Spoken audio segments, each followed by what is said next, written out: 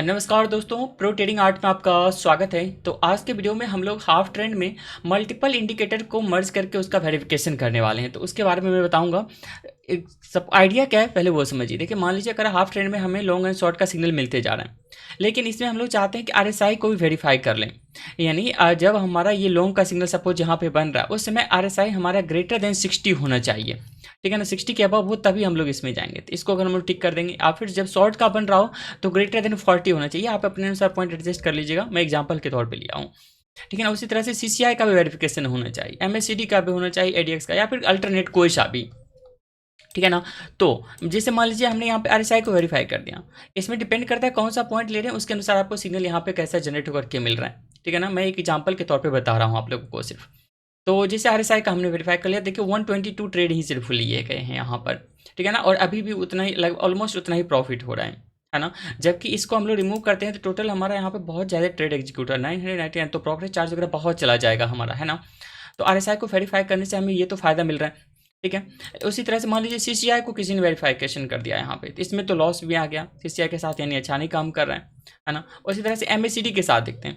MSCD के साथ देखें तो यहाँ पे प्रॉफिट है, लेकिन बहुत कम प्रॉफिट है। ठीक है ना, तो ये भी सही नहीं है। और उसी तरह से हम लोग एडीएक्स को ऐड करके देखें तो एडीएक्स के साथ भी यहाँ पर सही नहीं है। तो यहाँ पे क्यों ना आरएसआई और यहाँ पे एमएससीडी दोनों को ऐड करके देखें।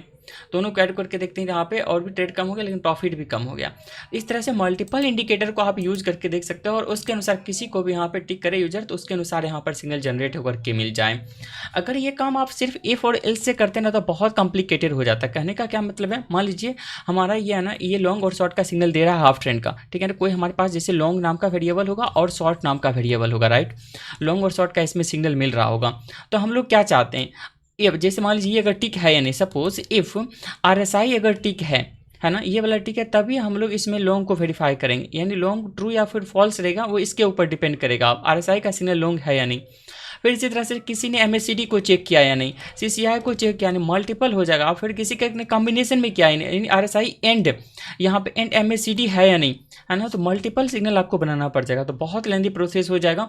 तो इसका बहुत ही शॉर्टकट मैं आपको बताऊंगा एरे का यूज करते हुए, तो वीडियो को ध्यान से देखिएगा। ठीक है ना, बहुत इंपॉर्टेंट रहने वाला है ये लॉजिक।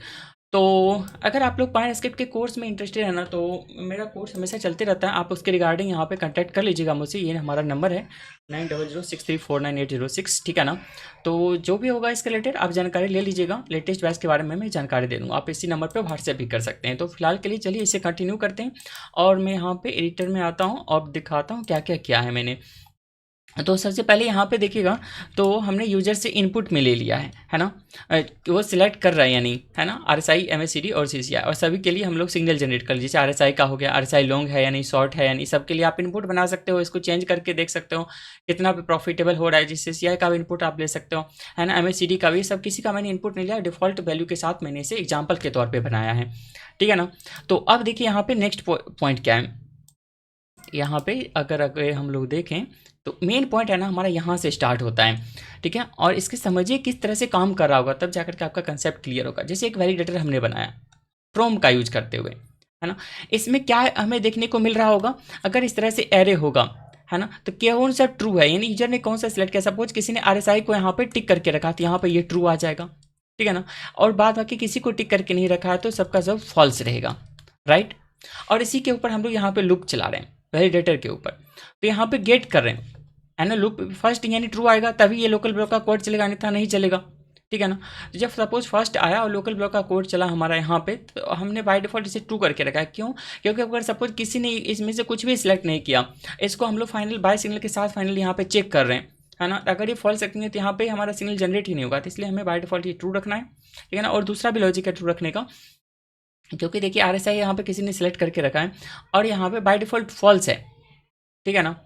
तो अगर फॉल्स और यहाँ पे ये आरएसआई जैसे लॉन्ग का सिग्नल आ भी जाता है फाइनल लॉन्ग में से, वैलिडेट लॉन्ग गेट कर रहे हैं, यहाँ पे आरएसआई का लॉन्ग गेट कर रहे हैं, ये अगर ट्रू है भी, जब सपोज फाइनल लॉन्ग यहाँ पे फॉल्स है, एंड हम लोग कर रहे हैं और ये ट्रू है, फॉल्स एंड ट्रू मिल करके तो हमें फॉल्स दे देगा ना, इसलिए तो यहाँ पे फॉल्स साइन हो जाएगा, फिर काम नहीं करेगा। लेकिन पहले से ट्रू है और ये भी अभी ट्रू मिला, ट्रू एंड ट्रू, तब जाकर के ये ट्रू हो जाएगा।